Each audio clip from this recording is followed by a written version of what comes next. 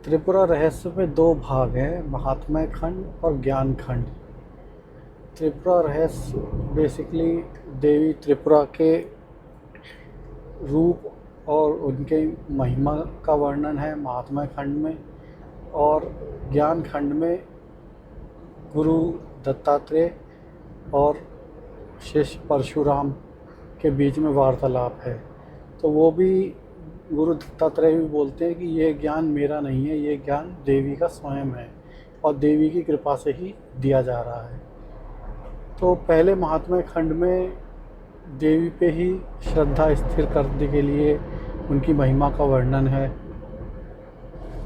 और महात्म्य खंड में ही जब एक बार श्रद्धा स्थिर हो जाती है, जैसा कि परशुराम ने भी पहले महात्म्य खंड सुना, फिर उसके बाद कई वर्ष उस पर ध्यान मनन किया और देवी की विधिवत जो भी उनको पूजा पाठ और श्रद्धा स्थिर करी, उसके बाद फिर महात्म्य खंड बताया गया, वो ज्ञान खंड बताया गया। तो पहले महात्म्य खंड से ही हम भी शुरुआत करते हैं। ये देखते हैं कि कैसे देवी का दिव्य रूप है और देवी की क्या क्या महिमा है। तो देवी त्रिपुरा के बारे में कहा जाता है कि वो तीनों, त्रिपुरा का मतलब है तीनों पुर, यानी कि जागृत अवस्था और स्वप्न अवस्था और सुषुप्ति अवस्था, ये तीनों अवस्थाओं की, चेतना की तीनों अवस्थाओं की अधिष्ठात्री देवी, वही चैतन्य का स्वरूप भी हैं और वही समस्त सृष्टि का कारण भी हैं, और त्रिदेवों की भी शक्ति वही बताई गई है, ब्रह्मा विष्णु महेश की भी शक्ति वही बताई गई है। तो यहाँ से हम त्रिपुरा रहस्य की शुरुआत करते हैं। त्रिपुरा रहस्य में महात्म्य खंड में देवी त्रिपुरा की महिमा और इस ग्रंथ की पवित्रता का वर्णन करते हुए यह स्पष्ट किया गया है कि त्रिपुरा रहस्य कोई साधारण कथा नहीं, बल्कि देवी कृपा से प्राप्त दिव्य ग्रंथ है।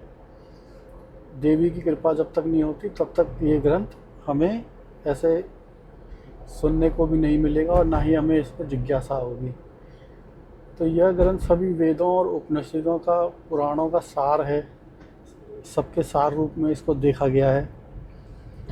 और ये बताया गया है कि देवी त्रिपुरा ही सृष्टि की उत्पत्ति, स्थिति और लय का कारण है। वही शक्ति ब्रह्मा विष्णु और शिव के रूप में कार्य करती हैं। देवी की भक्ति और स्मरण से पापों का नाश हो जाता है।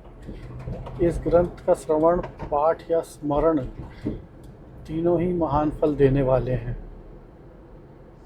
जो व्यक्ति श्रद्धा पूर्वक इस ग्रंथ का अध्ययन करता है वह धन, धर्म, काम और अंततः मोक्ष चारों पुरुषार्थ प्राप्त कर लेता है। इन चारों को, इस ग्रंथ का फल जो है वो चारों को स्टेप वाइज आपको देता है। स्टेप वाइज आपका एक तरह से राइज होता है, ऊपरी गति होती है।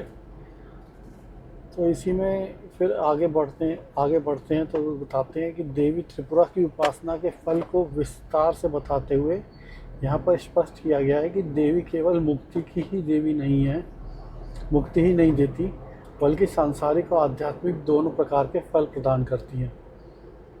जो व्यक्ति श्रद्धा से देवी त्रिपुरा का स्मरण, जप और स्तुति करता है उसे भय, रोग, दरिद्रता और मानसिक कलेश से मुक्ति मिलती है। देवी की कृपा से ही बुद्धि का शुद्धिकरण होता है और विवेक जागृत होता है। कठोर तप, कठिन व्रत या जटिल योग साधना के बिना भी केवल भक्ति और श्रद्धा से देवी प्रसन्न होती हैं। देवी त्रिपुरा माता के समान करुणामयी हैं। वे अपने भक्तों में दोष नहीं देखती, केवल भाव देखती हैं। उनके स्मरण मात्र से पूर्वकृत पापों का क्षय हो जाता है। यह ग्रंथ देवी की अनुकंपा से ही प्रकट हुआ है और यही उनका दिव्य रहस्य भी है।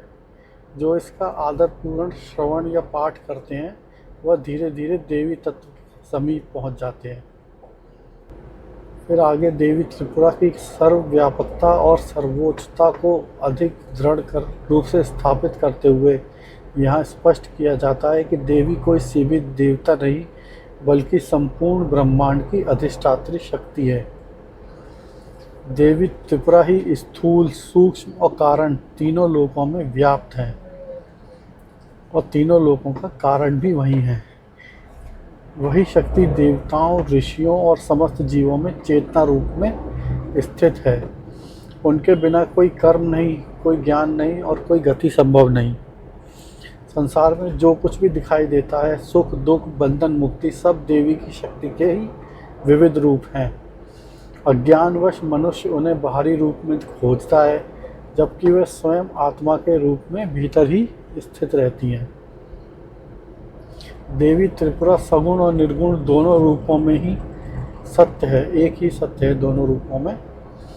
भक्त के लिए वो सगुण करुणामयी है और ज्ञानी के लिए वे निर्गुण निराकार परम चेतना की तरह हैं। जो व्यक्ति केवल देवी को बाहरी रूप में ही नहीं बल्कि सर्वत्र और सर्वव्यापक रूप में समझने लगता है, वह आगे चल के गूढ़ रहस्य यानी कि जो ज्ञान खंड है उसको ग्रहण करने के योग्य बनता है। तो ज्ञान खंड में जाने से पहले, उसके योग्य बनने से पहले देवी में श्रद्धा होनी भी ज़रूरी है। बिना श्रद्धा के ज्ञान संभव नहीं है। फिर आगे देवी त्रिपुरा की उपासना की दुर्लभता और महत्व को विशेष रूप से रेखांकित करते हुए बताया गया है कि संसार में असंख्य जीव होते हुए भी देवी तत्व की ओर उन्मुख होना अत्यंत दुर्लभ है। अनेक जन्मों के पुण्य के फलस्वरूप ही किसी जीव को देवी त्रिपुरा की कथा, नाम या उपासना का अवसर मिलता है। केवल बाहरी कर्म या शास्त्र ज्ञान से नहीं, बल्कि पूर्व संस्कार और देवी कृपा से ही यह मार्ग खुलता है।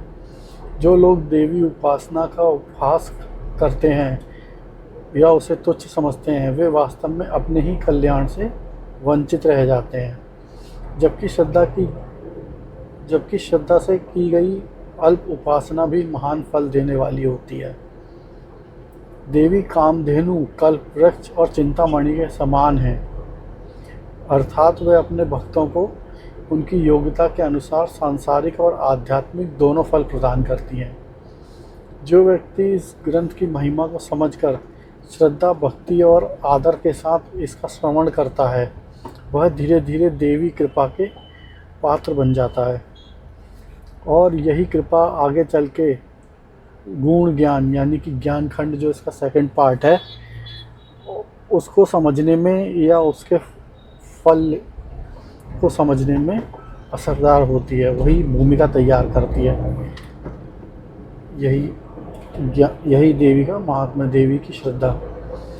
देवी त्रिपुरा की कृपा की अनिवार्यता को स्पष्ट करते हुए बताया गया है कि बिना देवी अनुग्रह के ना तो सच्ची भक्ति उत्पन्न होती है और ना ही आत्मोन्नति का मार्ग खुलता है।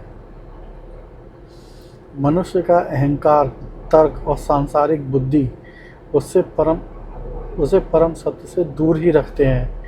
देवी कृपा से ही मन की ग्रंथियां स्थिर होती हैं और श्रद्धा जागती है, यानी कि मन शांत होता है और श्रद्धा जागती है।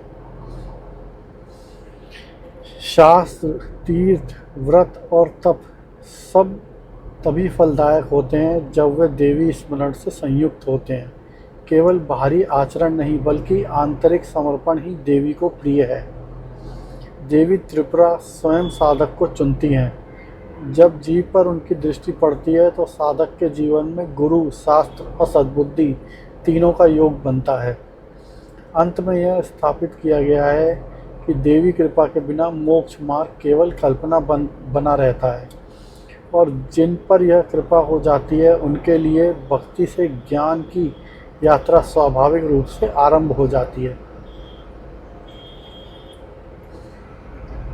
साधक को यह बोध कराया जाता है कि सभी साधनों का सार देवी अनुग्रह में ही निहित है। फिर आगे देवी की उपासना के बारे में बताया गया है कि देवी की उपासना केवल सिद्धांत नहीं बल्कि जीवित ठोस परिवर्तन लाने वाली शक्ति है। जो भक्त श्रद्धा, विश्वास और सरल भाव से देवी को स्मरण करता है, उसकी रक्षा स्वयं देवी प्रकट करती है। भक्त चाहे सांसारिक संकट में हो या मानसिक क्लेश में, देवी उसे कभी परित्याग नहीं करती।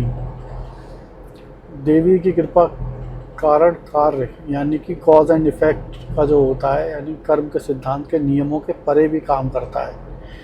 यहाँ मानवीय प्रयास सफल हो जाते हैं, वहाँ देवी अनुग्रह असंभव को भी संभव कर देता है। देवी अपने भक्त की परीक्षा अवश्य लेती हैं, पर अंततः उसका कल्याण भी करती हैं। भक्ति का फल कभी नष्ट नहीं होता, चाहे वो तुरंत प्राप्त हो या समय लेकर।